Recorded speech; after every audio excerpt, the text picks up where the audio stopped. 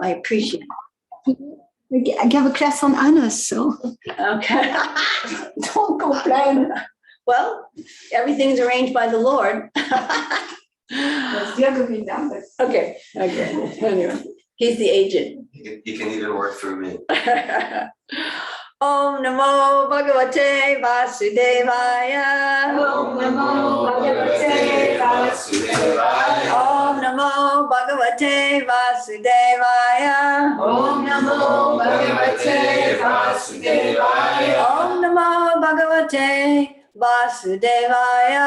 Om Namo Bhagavate Vasudevaya. Narayanam namaskritya naram chaiva narottamam devim saraswatim vyasam tato jayamudhirayat nasta prayeshu apadreshu nityam bhagavata sevaya bhagavati uttama shloke bhakti bhavati naistaki. Before reciting the Srimad Bhagavatam, which is our very means of conquest, one should offer respectful obeisances unto the personality of Godhead Narayan. Unto Narayan Rishi, the supermost human being, unto Mother Saraswati, the goddess of learning, unto Srila Vyasadeva, the author, and Srila Prabhupada, the translator and commentator. Because if you didn't have the translation and the commentation, we'd be out there, right? We'd be out there speculating like anything. By regular attendance in classes on the Bhagavatam and by rendering service unto the pure devotees, all that is troublesome to the heart is almost completely destroyed. And loving service unto the personality of Godhead, who is praised with transcendental songs, is established as an irrevocable fact. So we're reading today from the second canto. We're on chapter 10. This is called Bhagavatam is the answer to all questions. We're on text 29. Hare Krishna. So before we start, thank you for inviting me. Hare Krishna. And do you realize when we were saying Om Namo Bhagavate Vasudevaya, do we know what we're saying there? Why we're invoking Vasudev? Vasudev is the form of the Lord, Krishna, who's in charge of consciousness. He pervades the consciousness. So we're asking Lord Vasudeva, and I'm particularly asking him right now for his help, but to spiritualize our consciousness, because the consciousness can go, as we've all experienced, anywhere. Usually it tends to go low. We try to bring it up higher by hearing transcendental sound vibration. So we're asking you, Lord Vasudeva, to please help us. Hare Krishna. Okay, so we're on text 29. Adishtor anapananam. Adishtor anapananam. Adishtor anapananam. Asham kushyantra nadaya. Ashan kushyantra nadaya. Nadya samudras chatayos. Nadya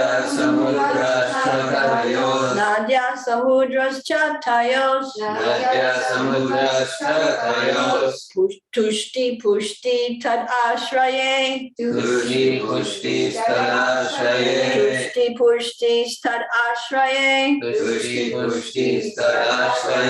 Adishtor anapananam. Ashan kushyantra nadaya. Nadya samudras chatayos. Tushti pushti tad ashraye. Please chant. Adishtoranapananam. Asan kukshantra nadaya. Ashan kushyantra nadaya. Nadya samudras chatayos. Tushti pushti stadashraye. Tushti pushti stadashraye. Adishtoranapananam. Asan kukshantra nadaya. Ashan kushyantra nadaya. Nadya samudras chatayos. Nadya samudras chatayos. pushti starashve. Tushti pushti starashraye. Aditya manamanam. Asam Puksham Pranadaya. Asam Puksham Nadaya. Nadya Samudras Chatayas. Nadya Samudras Chatayos. Pushti Pushti Tad Ashraye. Tushti pushti starashraye. Adisar Anapananam. Adisar anapananam. Asam Puksham Pranadaya. Asam Puksham Pranadaya. Nadya Samudras Chatayos. Nadya Samudras Chatayos. Pushti Stat Ashraye. Tushti pushti starashraye. Adishto, Adishto. desiring to have. Desiring to have. Anapananam, Anapananam. food and drink. Food and drink. Asan, Asan. there became. There became. Kukshi, Kukshi. the abdomen. Abdomen. Antra, Antra. the intestines. Intestines. Nadaya, Nadaya. the arteries. The artery. Nadya, Nadya. the rivers. The rivers. Samudra, Samudra. seas. Seas. Cha, Cha. also. Also. Tayo, Tayo. of them. Of them. Tushti, Pushti. sustenance. Sustenance. Pushti, Pushti. metabolism. Metabolism. Tat, Tat. of them. Of them. Ashraye, Ashraye. the source. The source. Translation and purport by His Divine Grace, Srila A.C. Bhaktivedanta Swami Srila Prabhupada. Ki Jai. When there was a desire to have food and drink, the abdomen and the intestines and also the arteries became manifested. The rivers and seas are the source of their sustenance and metabolism. Want to say it together? When there was a desire to have food and drink, the abdomen and the intestines and also the arteries became manifested. The rivers and seas are the source of their sustenance and metabolism. Srila Prabhupada's purport. The controlling deities of the intestines are the rivers, and those of the arteries, the seas. Fulfillment of the belly with food and drink is the cause of sustenance, and the metabolism of the food and drink replaces the waste of the bodily energies. Therefore, the body's health is dependent on healthy actions of the intestines and the arteries. The rivers and seas, being the controlling deities of these two, keep the intestines and the arteries in a healthy order. What fantastic information. Just in this little purport and verse, there's more information here than in millions of scientific speculative. They would get in 12 years of medical school. Really. Anyway. Om Agnanatimidandasya Janandana Salakaya Chaksu Unulitam Jaina Tasmai Shri Gurave Namaha. I was born in the darkness of ignorance and didn't even know that my arteries were connected with my intestines or anything, that there was a controlling deity of the rivers that were controlling the arteries and the intestines. But Srila Prabhupada very kindly forced open my eyes with the torchlight of knowledge. And I'm very indebted to him. In fact, I'm so indebted to him that I beg for service life after life and can't possibly ever hope to repay him. Because it's not only me.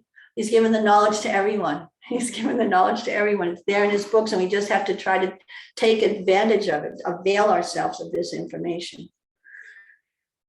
And mostly sometimes, like in sections like these sections, where perhaps for some of us, the information is beyond what we can comprehend.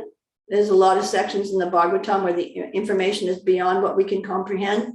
But we can take faith and shelter in the information that Srila Prabhupada has given us that we can understand. Just when he tells us simple little things like how we're not the body, and how the soul has an eternal existence and the body has a temporary existence. At least we can grasp onto things like that and develop our faith and trust and love in those things. And then when we, you know, like little babies taking little baby steps up and up and up. And then finally we're getting, you know, postgraduate study here about the establishment, how the universe is established. Then, although it might be, a lot of the information might be beyond our ability to understand or even perceive how they're connected, still we can build our faith that he's given us so many things that we understand. We can just pray for someday that our consciousness will become cleansed and we'll be able to comprehend it fully. And that's the whole point of Cheto Darpana Marjanam, which was what I wasn't going to start. I am going to talk about the verse, but you know, there's always a little introduction before that. I prayed to show up.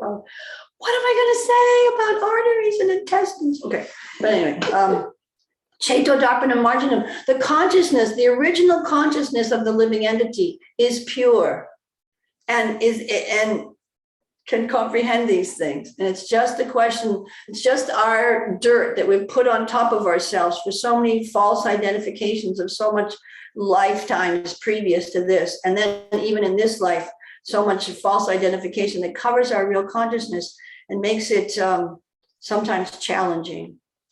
So to understand. But anyway, translation once again, so I'm tuning in. When there was a desire to have food and drink, the abdomen and the intestines and also the arteries became manifested.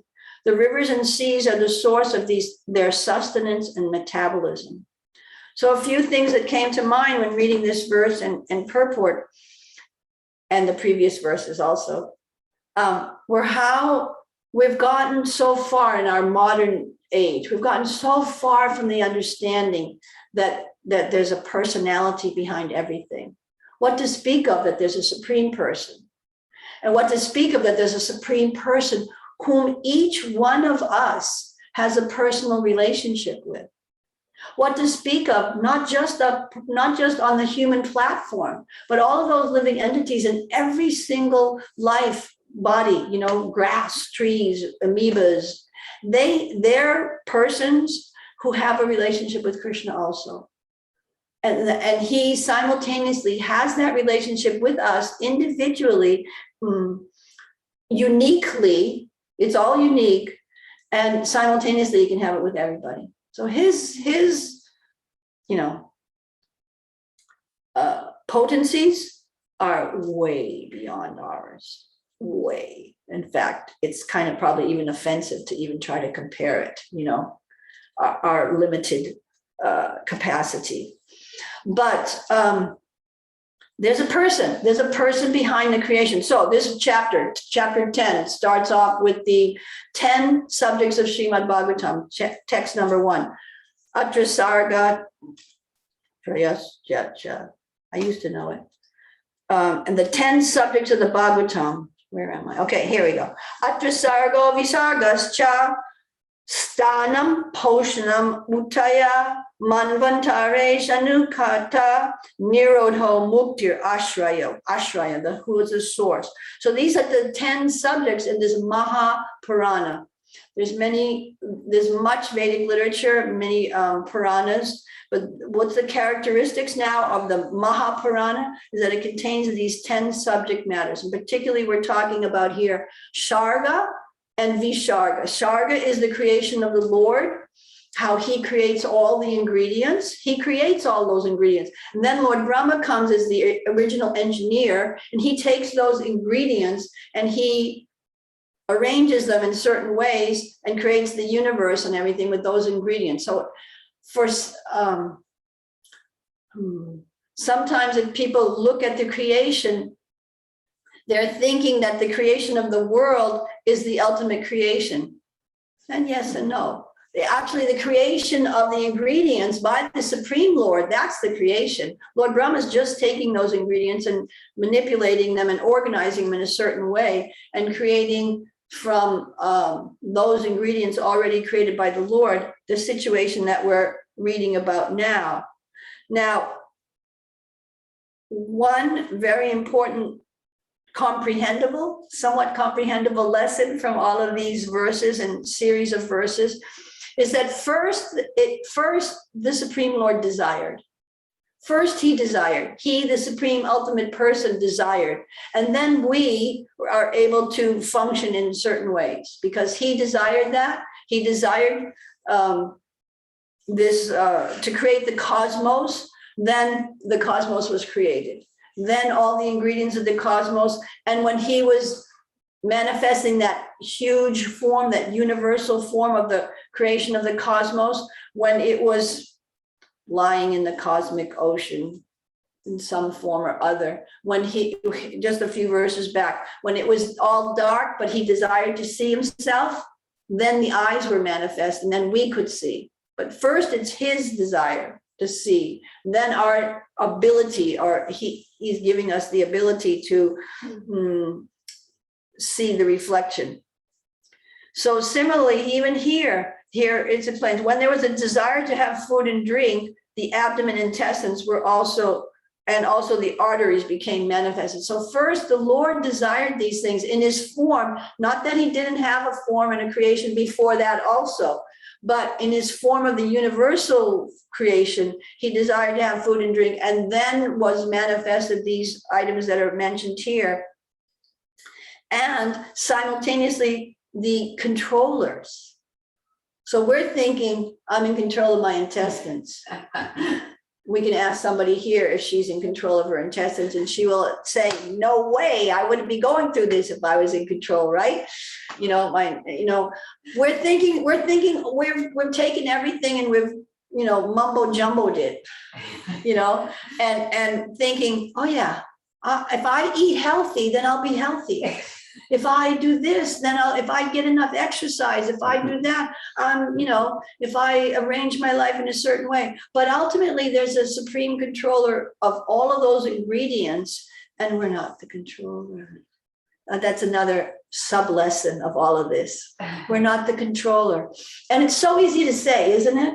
Oh yeah, I realize I'm not the controller. But all the time I'm thinking how I'm controlling this or how I want to control this and how frustrated I get when I can't control it. What can I control? I can't even control the grass in my yard, or the soap in my hand in the shower that falls out of my hand in the shower. What can I control? I can't control anything, but I'm still determined to try to control. So where does the control, with a desire to exploit the what's given to us by the Lord.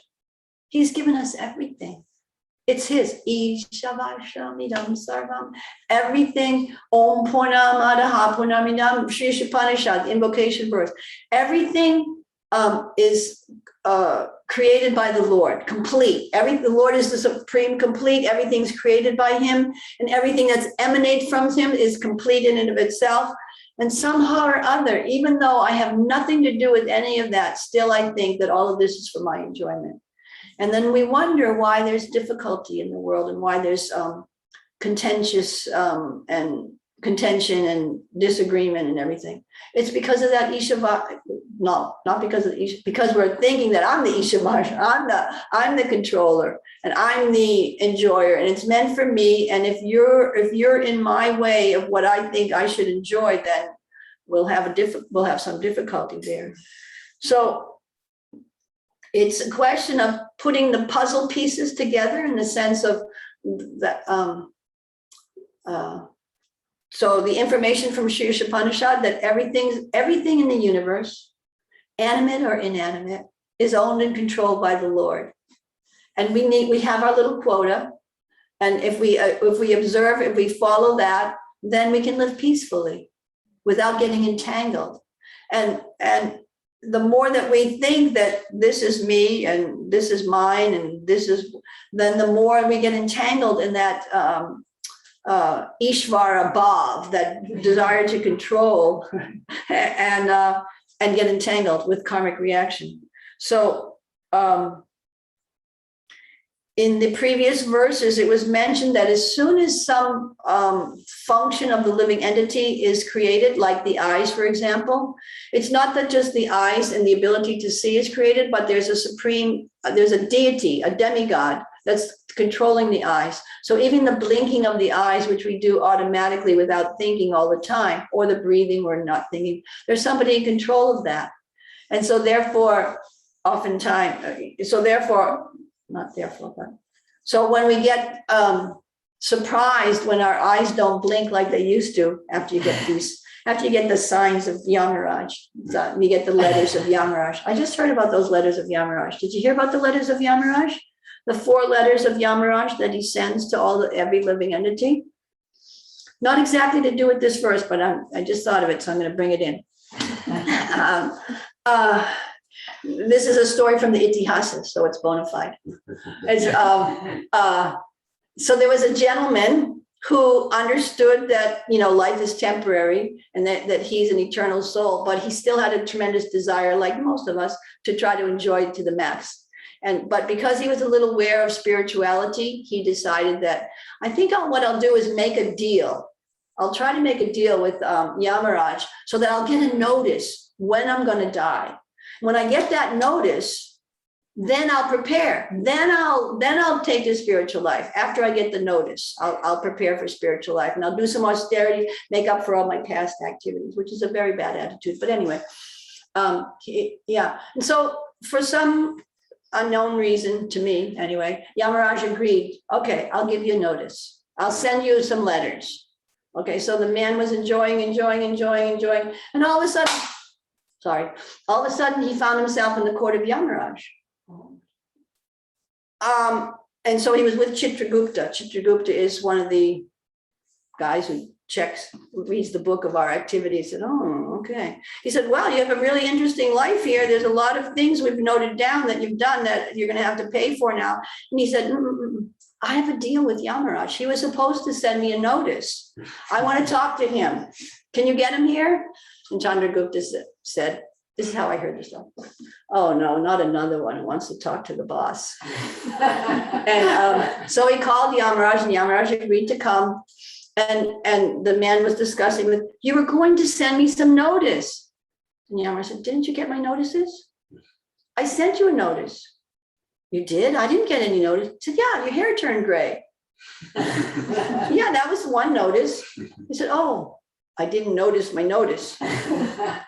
So then I sent you another notice. I said, what was that? Your teeth started to get loose. Oh, I kind of skipped over that one too. And then I sent you another notice. Okay, now I'm forgetting one of the 4 notices. Oh, yeah. Memory. No, hearing. Then your hearing started to go down. What'd you say? Oh, yeah, that's true. But and then there's one more notice. You see that cane that you're walking with? That's your other notice, that you can't walk without support. So I sent you 4 notices and you disregarded them. Oh, I didn't get it.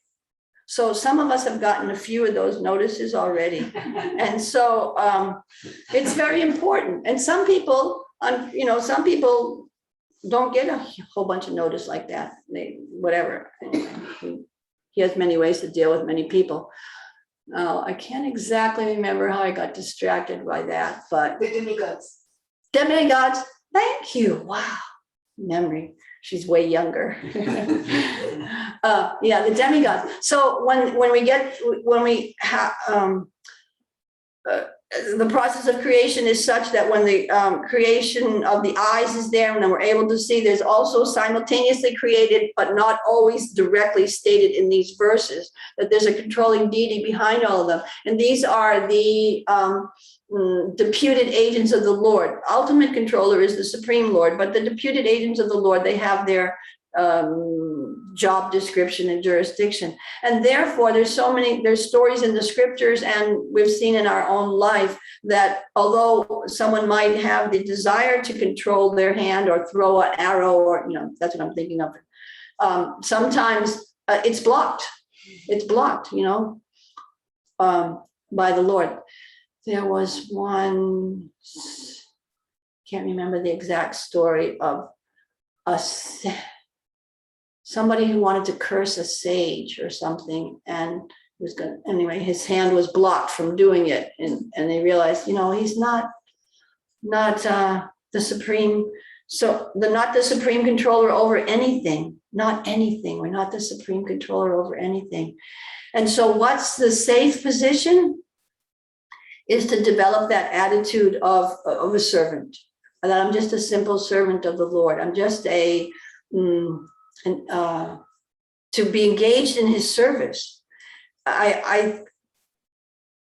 When nothing is disturbing me, I can very peacefully think of how I'm just an instrument of an instrument to be used in his service. And then when something happens, then a little bit of agitation or whatever, I forget that and react, usually on a total bodily platform. But we need to cultivate these attitudes so that we can actually understand our real position and live peacefully and make progress in our life, to utilize the opportunity that we have.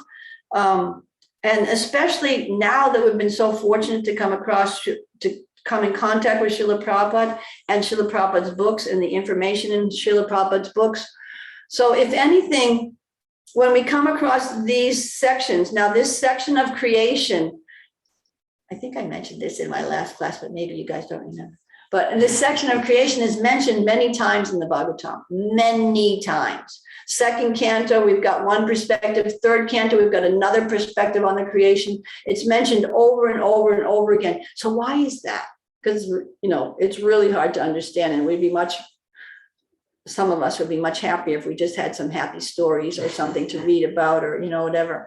And, okay, I can at least theoretically understand that. But it's emphasized a lot so that we can go beyond our minuscule conception of the powers of God. When we say God is great, we have this a very limited understanding of what that's like. He's like the frog in the well. Perfect example, isn't it? That frog in the well example. He living in this small little well, and his friend hops in one day who's been out and about. Said, I went to the ocean. So yeah, nice. Was it nice? Yeah, it was nice. It's way bigger than this well.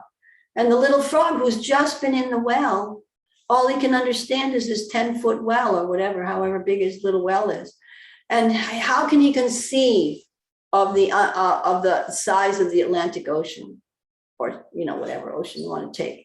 How can he conceive of it through his tiny mind? So this is the information that's here. We are in our little well-like existence, and we're getting information of the cosmic creation, the beginning of the cosmic ingredients and the cosmic creation. And how can we understand except through the mercy of Srila Prabhupada and his teachings, so it expands. And that's one of the meanings of Brahman. A Brahman has an expanded consciousness, not contracted consciousness. I'm trying to remember what the Sanskrit is for contracted. Mudha, miserly, little consciousness, or expanded consciousness. So Brahman means Kripana. Yeah, Kripana. Thank you. Kripana. Not our contracted consciousness, thinking that just what I can consider and conceive and understand and see with my imperfect senses. I can only see so far. Oh, where are you? I guess there's a couple of people over there. Oh, there you are. And who knows what's beyond the wall, and who knows what's outside? Can't hear that. But still, I'm thinking that with my senses and my abilities, I can. It's amazing, isn't it, that I can understand what's going on? Anyway, so this is meant to show us. Thank you, Krishna. I just remembered my point. This process of creation is meant to show us the power of the Supreme Lord, incomparable to us. Even though we would want to try to compare us to him, in our ignorant way, still incomparably powerful, and not only that, but the different aspects of his personality. The first canto, Srimad Bhagavatam, talks about Vedanta Tattva Vidas Tattvam Yajnanam Advayam Brahmeti Paramatmeti something. The very important one, Bhagavan Iti Shabhyate. Thank you. That the Lord has three aspects of his personalities. He's not just He's not just a person, but he has an infinite aspect of being present. His energies are spread throughout the universe. Comparison is like the sun. The heat and light of the energy of the sun spreads throughout the universe. The Lord's energy spreads throughout all of his creation in an impersonal way, in an energetic way. And that's truth. That's ultimate truth, but there's another higher level to understand that same Lord who has his energy spread through all aspects of creation also is present personally in the heart of every living entity. And not only that, but he has his supreme abode where he loves to just play around and steal butter and get his cheeks red with Mother Yasoda's kisses, So understanding that those three aspects of the Supreme Personality of Godhead, it just can bring us to expand our limited consciousness a little bit so that we can understand, oh, this is all his show. It's not my show. It's not my show. It's his show. We're just part. That's what it means, parts and parcels. We're just part of that. We're part of his show. And these verses remind us of that. So, comments or discussion to keep us a little bit on track. Any comments or discussion or corrections? I'm sure there might be. From our cyberspace or local space. Yes, Malini. I have a few comments and questions, mixed together. At the beginning of the class, you were saying omnipotence of Krishna that is with every one of us. Just today, yesterday I received a letter from someone who went through a similar diagnostic. In fact, her diagnostic was way less than mine, but she was in the hand of a different team of Western doctors. So our ordeal was like she think it's worse, but it's really horrifying to read what she was sending me. She's a friend of the devotee, so she sent me that letter. And so I was chanting my round and taking a walk, and I was thinking, oh my God, Krishna, I didn't know that. I didn't know that you made it so easy for me in comparison to what other people are going through. Now I just didn't know. I knew I did easy, but in comparison, I thought, wow, one more check, like where, like you were really there for me. And then all of a sudden I had some doubt. Am I illusion? Am I delusion? That is just like by chance or like that why Krishna would care about me like that. And then my next thought was like, yeah, why would he care about everybody else too? Because can you have is it possible that you have such like personal relationship that you took care of my team of doctors, choosing that team, and that you will do that for Feynman, and then Govinda, and then for you, and then I became shaken a little bit like that, speaking of that. So at the beginning of your class, you shared that, and I said, wow, how come she shares that? It's so. A few minutes ago, I was thinking about it. Your first reaction that Krishna was taking special care of you, and I didn't realize that I had it so easy. That's a typical devotee response. You can't have a response like that if you don't have a heart that's tinged with the salve of love for the Lord. And that's epitomized by Lord Brahma in the 10th canto, 4th chapter, 8th verse, Tatenu Kampam. Might be the wrong numbers, but at least the verse is there, Tatenu Kampam Susamikshamano, where Lord Brahma says, if something bad happens, he says actually, if something good happens to me, I just need to offer my obeisances to the Lord and realize I don't deserve it, but he's very kind that he's giving it to me, And then he says, if something bad happens, I also offer my obeisances to the Lord because I also know I don't deserve that. I deserve way worse. And how can you come to that conclusion if you don't understand that, you have some realization that I'm an eternal being, that's been embodied in various millions and millions of lifetimes since Nitya Buddha, since time immemorial practically. I've accumulated pious reactions, impious reactions, enough to fill, who knows what, a huge amount, right? And I'm just getting a little bit. But Lord Brahma says, yeah, we're just getting a little bit of that. And if you continually go on offering your respects to the Lord for whatever happens to you, then you become eligible. Sadaya Bhak. It becomes your rightful inheritance, your claim to enter the kingdom of God. Because you've seen how Krishna very kindly has arranged things in my life to bring me to this point. That's bhakti. That's the tinge of bhakti that's there. Now, then the subsequent thoughts and doubts and, whatever, and questions that come up, that's also quite natural too, because the unfortunate thing for us is that we have a mind, and the mind just happens to be stuck on the top of our head, and you can't, you try to take it off. Anyway, so minds function, sankalpa and vikalpa, accepting and rejecting. So, it goes through different phases, accepting, but Krishna can't, he's not that. Does he really care for me? I mean, he probably cares for you, but me, what did I do? But he does. And we're just like the little frog in the well couldn't fathom how big the Atlantic Ocean is. Or with our little teeny brains, we also can't fathom what the Supreme Person, what that means, how he can have that intimate, unique relationship, totally focused in on you, and 877,000 million quadrillion other people simultaneously at the same time, interested and concerned. And why is it for a devotee that it's particularly intimate? Is because Krishna says in the Gita, he said, I'm not partial. I'm not partial. I don't envy anybody. I'm not giving this person a hard time just because I don't like him. He or she, they're getting a hard time because they don't want me. And so material nature is just tit for tat acting.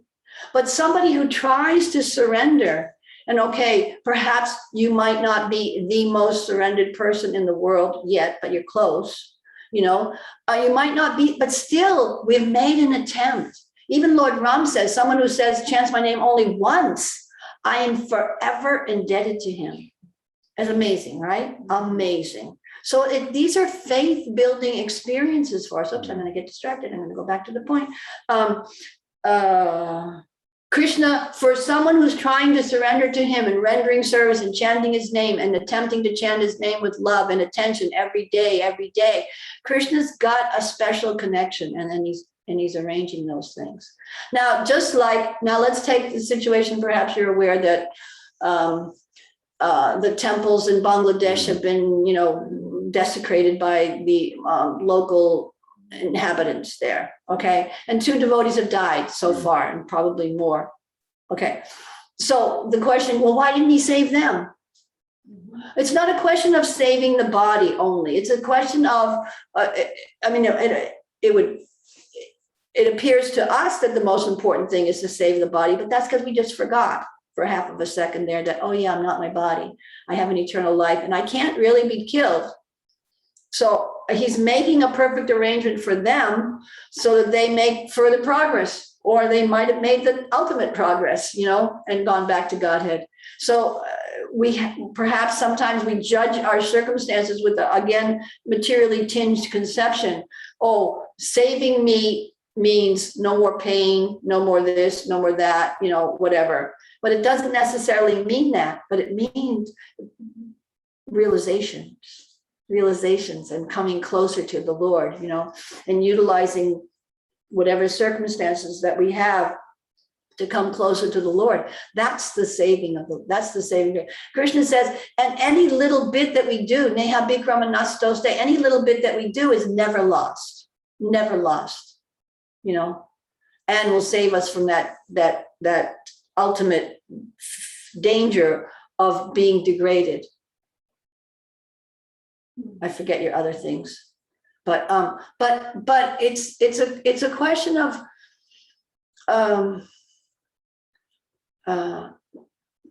remembering and applying things. You know, it's a question of remembering and applying things. How Krishna and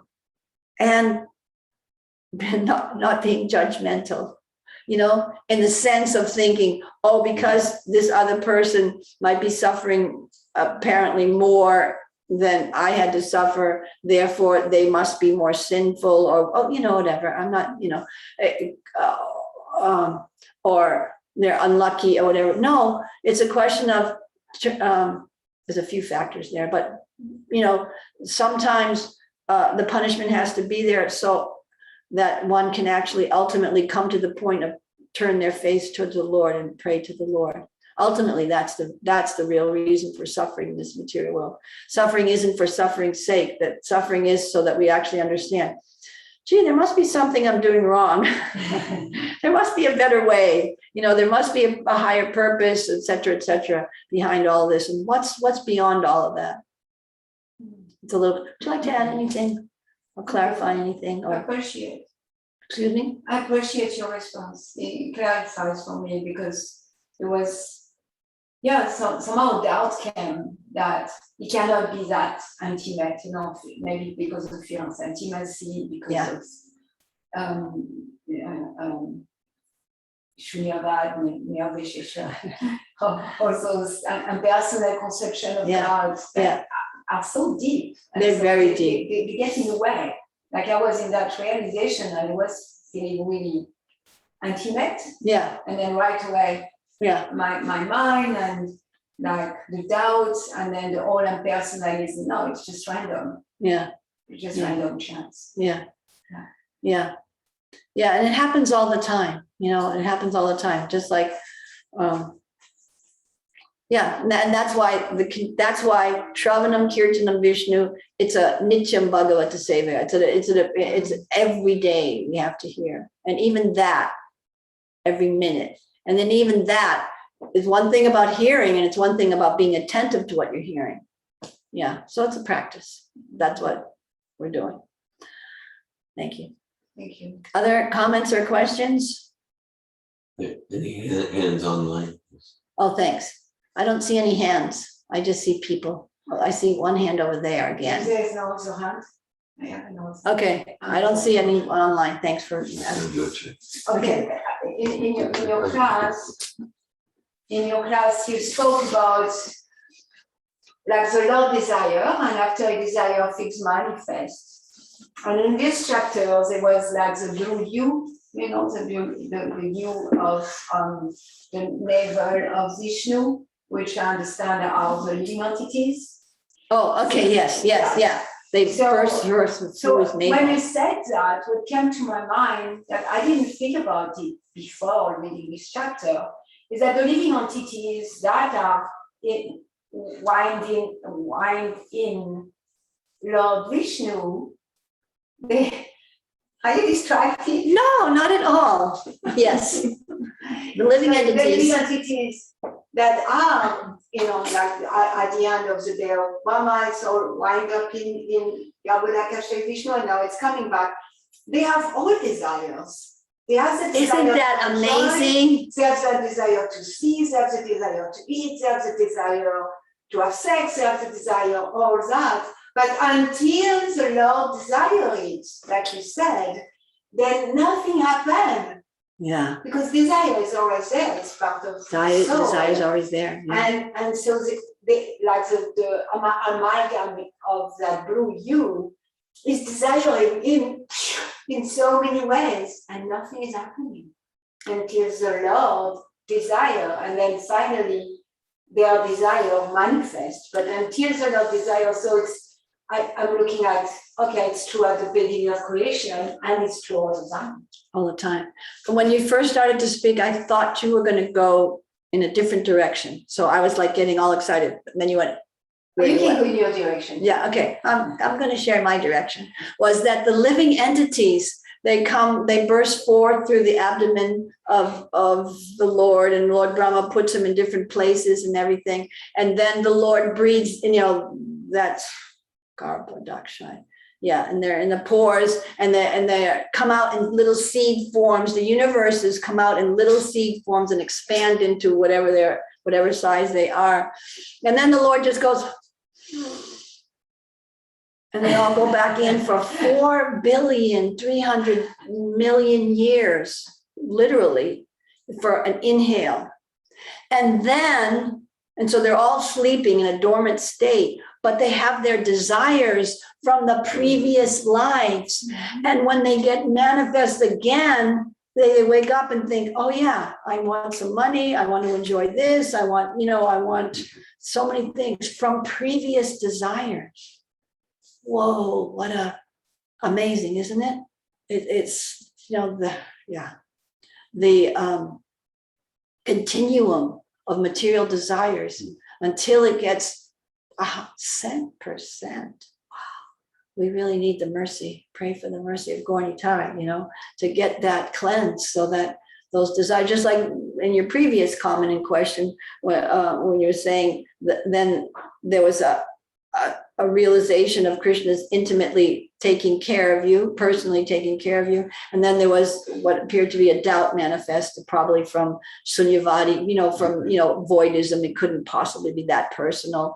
All of those things are lingering on, not just in this life and thought, but millions of lives and thoughts and creations. So actually, when we talk about the creation, you could always say, which creation are you talking about? Which one do you mean? Oh, that one? Oh, yeah, it goes on perpetually. It's amazing. And the living entity, when they come out and take on a body, get the body manifest, given to them, it's just like waking up from sleep. You go to sleep and you forget everything. And then what you have to do, as soon as you wake up, today's Friday, I have to go over Molini's and this, that, you know what I mean? It's there. It's there in the heart and the consciousness. And so all of those material desires are there. And even just like when the baby's born and he's so sweet and cute, and all of those, and he's so beautiful and bright faced and everything. And then just give it time for all those other desires to manifest, right? Sex desire, this desire. It could be Jack the Ripper, but he looks so cute, in that form, And he grows up and he manifests all those things. So anyway, Hare Krishna, welcome. So that's which creation? So the Bible, the Old Testament, it starts with Bereshit bara Elohim et Hashemayim v'ha'aretz. Thank you for quoting that. And now you're going to translate it. Well, it's an interesting translation. So of course, the way it's usually translated. So that's the first line of Genesis. Okay. And so in the beginning, God created heaven and earth. So that's why it's typically translated. But not that I'm a Hebrew scholar or anything. I learned Hebrew up to like a 4th grade level. But still, actually, if you look at the Hebrew, it's Bereshit. So in the beginning would actually be Ba-Reshit. Bereshit, stay with me on this one. Bereshit, based on my understanding, I've heard this from others who are scholars, actually translates into in a beginning. In a beginning. So let's call it legitimate translation that, in other words, however bona fide. I mean, of course, the Bible is bona fide as far as what comes down to the discussion. Mm-hmm. But it could be translated in a way that's very consistent with the Vedic cycle, the cyclical time paradigm. Yeah. Thank you. Hare Krishna. Also, in the beginning was the Word, and the Word was God. So that just again gives us a little clue there, and a bigger clue through the Vedic literatures of the potency of transcendental sound vibration, because it all starts with transcendental sound. So I got distracted because there's a hand raised. So it was a bona fide distraction. Okay, so Kim, you want to unmute yourself and speak up? Yes, Hare Krishna. Thank you for class. I had a question. I thought it was too far off, but then the last 2 questions made me think it says our internet connection is unstable. Hang in there, Kim. We're not hearing you right this second. Oh, okay. Well, I'll try one more time. Do you hear me? Now we can hear you. Okay, I'll try one more time and then we'll just give up. Yeah, so my question is, in the beginning, whatever that exactly means, and Krishna did divide It's and created. Except for I Rosa. wonder if can you hear me? We missed it. All we heard was in the beginning and then you faded out. Oh, I'm not gonna. Why don't you, can you put it in the chat? Is it small enough to put in the chat or hear not? him. It must be wrong something with you. Oh, okay. Well, don't worry about it. I'll just ask another day. Thank you. I hear you, Kim, very well. Hare Krishna. Hare Krishna, Ladini. I wanted to say that I hear Kim, so perhaps something is wrong with your connection. Oh, I see. Oh, okay. Thanks for letting us know that. Okay. Well, and since I'm already speaking, I want to say, Mother Nanda, that I really appreciate your class. Oh, you don't hear me either. I hear you. Maybe Okay. Ladini, since you heard Kim, could you tell us, because we hear you somehow? I don't know how we hear Well, you. Kim has two questions, but she didn't ask them because you didn't hear her. But if you, Kim, want to, you can tell me your questions and I will tell them. No, let's try again, since we can hear you now. Maybe our internet is better. Kim, would you like to try again? And then if that doesn't work, then Ladini can try to tell us. Sure, I'll try to make them short, Ladini. So my question is, when Krishna created everything, the thing that confuses me, like if you bring in Bible scripture to the theories, is did he create everything at once? Like, okay, so we have all the parts and parcels of the souls. We have the spiritual world, which is like 3/4 of the world. The material world, that was 1/4 of the world.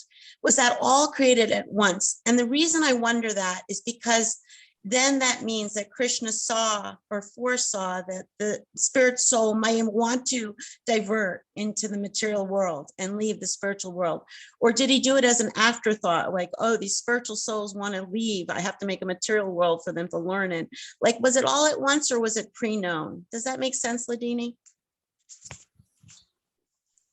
Ladini, can you repeat some of it? Because some of it, can you repeat it? Because she cut out for us a little bit. Okay. We got the gist of it. Yes. Can you hear me? Yes, we can.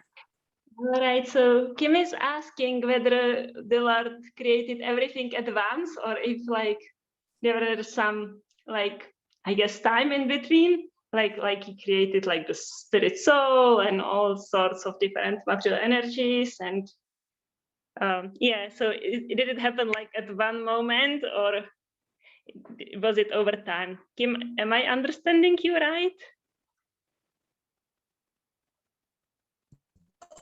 Well, the reason I'm asking is because I want to know if Krishna understood that the spirit soul would want to go into the material world, maybe, or did he do it as an afterthought? Oh, these spiritual spirit souls may want to leave me and go into the material world. That's what confuses me about it. Okay, so did you hear that, Mother Nanda? You could repeat it. Okay, so my understanding of Kim's question is like, okay, like when the Lord created the spirit soul, did he already immediately create the material world? Because he kind of expected. I didn't hear Kim saying something about the Lord create the spirit soul. I heard Kim saying like when the spirit soul want to leave, does he foresee that they are going to leave, then he create the material world, or like when they are wanting to leave the spiritual world, does he finally create the material world? That's what I understood Kim was saying. Okay, so I'm going to answer what you understand.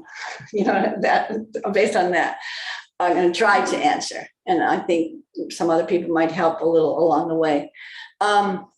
As we're reading these chapters here in the second canto, and then later on in the third canto, there is simultaneously a understanding that there's a time factor involved, because if you remember how the different ingredients, different controllers they tried to get the Lord to raise up and, whatever. And then there was just an egg that sat on the golden egg that sat on the ocean for eons. That word is used, eons.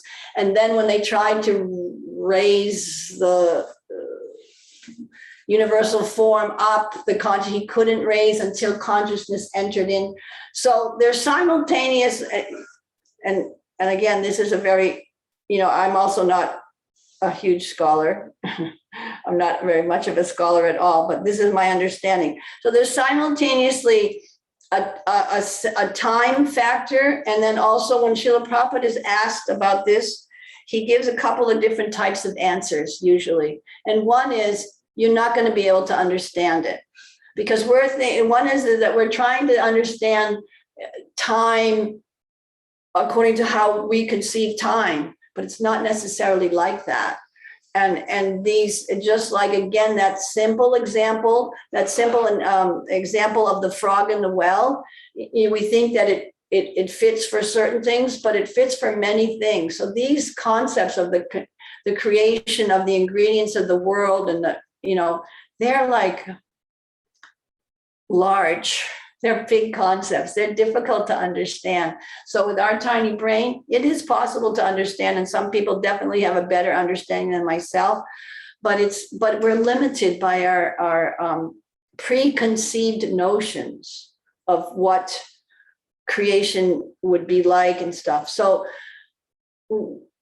I can remember Srila Prabhupada on different morning walks when people would ask Prabhupada particularly about the different species, were the species created all at once? And Prabhupada said, yes, they're all created all at once.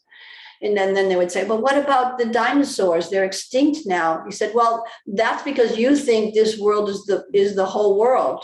But this world is just a little teeny speck, it's nothing. And the dinosaurs are existing, or other entities that we're not seeing now that we used to see previously on this planet. They're existing in other places. They're just not existing here. So those are just a few little things that I can throw in.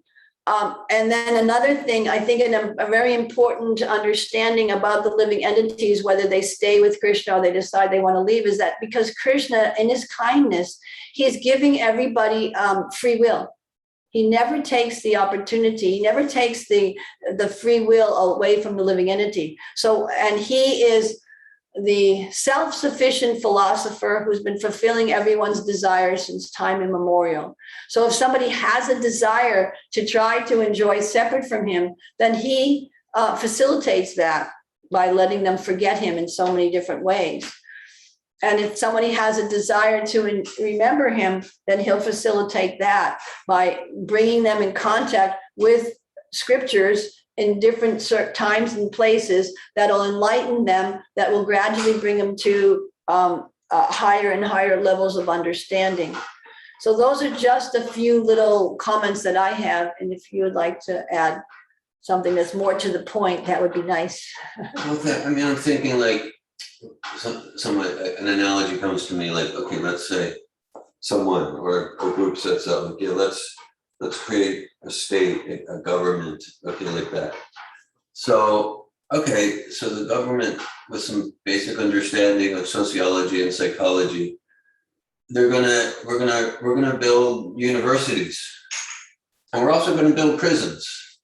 It's not even like, well, if there's someone that wants higher education, then we'll think about building universities. Like, we kind of know that some people are going to live their life in a way, and they're going to want higher education. Let's build the universities.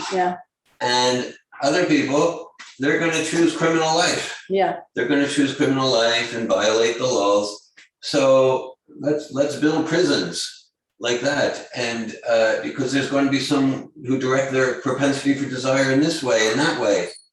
And let's build like nice parks and gardens because some are going to enjoy nature and rivers and like that. And so now, sure, I mean, technically, maybe let's construct the universities this month and then the prisons next month. That's kind of a technical point. But in another, you could also say, well, kind of it all happens at once. So that's an analogy that comes to me. Yeah, that's very good. Yeah, thank you for that. So Kim, I hope that clarifies it. So yes, Krishna, because Krishna is the all cognizant Supreme Lord. Yes, that answer makes sense. That's what Kim is saying. So Krishna, no souls would have known all from something. Okay. Yeah, Krishna knows because he's giving them the independence, and that means free will, and means that some people can choose one thing or they can choose the other. So all the facilities are there, whether it happened exactly at the same time or a little bit later, it's all the facility is there. Thanks. That was a really good one. Okay, Patrick, thank you. Okay. Okay. Oh, yeah. Okay. Oh, Anandini's got something. Anandini, you want to speak up? Yes. Thank you. It's fun to listen to your class. Hare Krishna. And I just want to add something that came to my mind in response to Kim's question, that in the beginning, like in the introduction to Bhagavad-Gita, the 5 subjects are described, like Ishvara, Jiva, Prakriti, was Kala and Karma, and that the first 4, so Yeah. it's eternal, meaning it was never born, it first started. So I understand from that it's not. We're having internet problems, connections here. You're cutting in and out, but I'll write it in the chat. thanks. But anyway, that's a good point, that the 5 subjects of Bhagavad Gita, there's karma, kala, there's time, and there's activities and responses there. So he's understanding all of that right from the very beginning. Okay, I don't see it yet.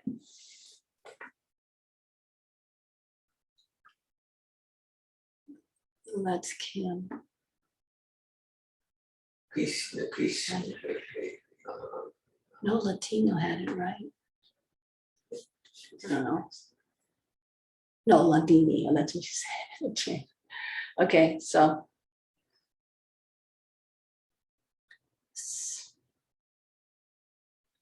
Hare Krishna. Did Anandini write something in the chat? Not that we have it. Maybe We she haven't is seen it writing it. In process. She's in process of writing it. Krishna.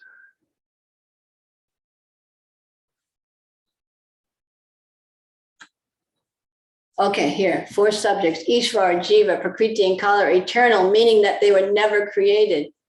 So there is not a question of what came first. Well, that's an interesting comment because, yeah. So the living entity is never created either. They're eternal too. The Supreme Lord's eternal too. That's what, like, if we get into like discussions like, well, like, so in the spiritual world, when this happens, then that happens. That whole thing is kind of like we're trying to impose our material conception of time to a place where. Yeah. So, yeah, these are good things to ponder. There's not an easy, quick answer, and oftentimes we have to see that it's our limitation that is holding us back. Gajendra, is that Gary Winkle? Is that Gajendra? Yes, Yes. Well, you actually just sort of said what I wanted to say, which is. And you actually just sort of cut out too. Sorry, we're challenged today.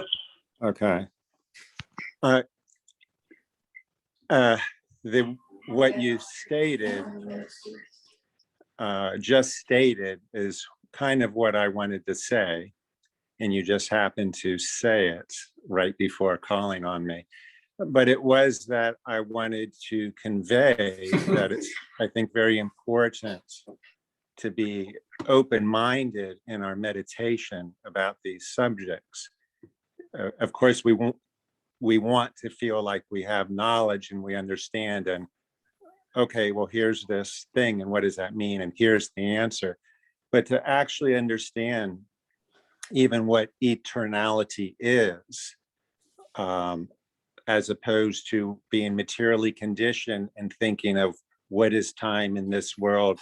You know, we're eternal beings, but I think to really deeply meditate on the meaning of that, our origin as spiritual beings, being eternal, it's a really, really deep subject. Yeah. And we are, I feel, really our contemplation of this can be eternal, but there is a challenge in being so materially conditioned by matter and material time to contemplate the choices we have made in a soul, the nature of our separation from Krishna. It's yeah, I think endlessly deep contemplation, and I think really important that we not feel like here's the answer that we're trying to. Yeah, very good point. Thank you, Prabhu. Thanks for making it. You were cutting out on our end a little bit, but what we could hear was very meaningful, because we say these terms, oh, I'm eternal spirit soul, and we get used to saying them, but contemplating what it means, eternality, even that whole concept, eternality, it's actually beyond our ability to understand it with our limited little brain. So all of these little things. And so another practice that we can take when we come in contact with things that are difficult to comprehend, and we have a little doubts about them because they seem so fantastic, is to just pray. You just pray. At this stage of my my progress, which is just minuscule at best, I can't understand these things, but put them aside, pray for them, pray for the understanding, the mercy to understand it, and that's the thing. This whole process, right from the very beginning of the Bhagavatam, it explains this is a process of revealed knowledge. It's Tene Brahma Hrida, that it was revealed to Lord Brahma through the heart. So it's revealed knowledge. So it is, that's something to consider too, and it's revealed. And when the Lord chooses to reveal whatever, then we can understand. It's the same process of creation too, the same thing that's happening in creation. When the Lord wants to see, then the eyes are created. When the Lord wants to take food, then the intestines and the arteries and the controlling deities are created. And when he wants to give knowledge, when he wants to enlighten us, when will that day be ours? That unlimited expanse of Vedic knowledge will be revealed to us.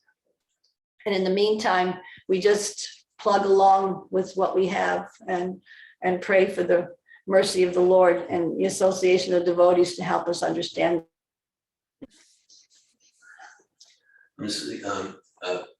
Yeah, because inconceivable, what can we understand? That I'm drowning in the ocean. How did I get here? Did I walk out from shore and get a stomach cramp? Did I fall off? Look, I mean, we can do that, and not that we shouldn't, but Prabhupada emphasizes, because what is very clear, here's the lifeline. Yeah. Prabhupada, as our current link to the Pram Prad, gave us a lifeline that works. Yeah. And the process is very clear, and somehow we're doing the process right here on a Saturday morning, hearing and chanting Srimad Bhagavatam, chant Hare Krishna Japa, Samsara Davanala Lidaloka. So Prabhupada says, okay, not that we shouldn't apply our intelligence to these things, but grab the lifeline. Yeah. The main thing, get out of the ocean, get out of the whirlpool of material existence. Yeah. And that process is clear to whatever extent we choose to take it. One lecture I heard recently, Prabhupada was saying, the Parampara, Krishna, the ship, the boat, the lifeline, we've given you everything. Yeah. No one's going to grab the lifeline for you. That's your choice. Yeah. Yeah. We've given you everything. We're giving you the boat to cross the ocean. And at the same time, we've left the boat for other people to come and take it too. So let's all grab on with the ticket is free. And the ticket's free. It's a choice. Let's make that choice. Hare Krishna, Jai Srila Prabhupada. Jai Thank you very Shri kindly. Vanchakapa Trubhyascha Kripa Sindhubhyevacha Patinan Pavanebhyo Vaishnavebhyo Namo Namaha. Jai, thank you, Hare Krishna. Jai Srimad Bhagavatam ki Ki jai. jai.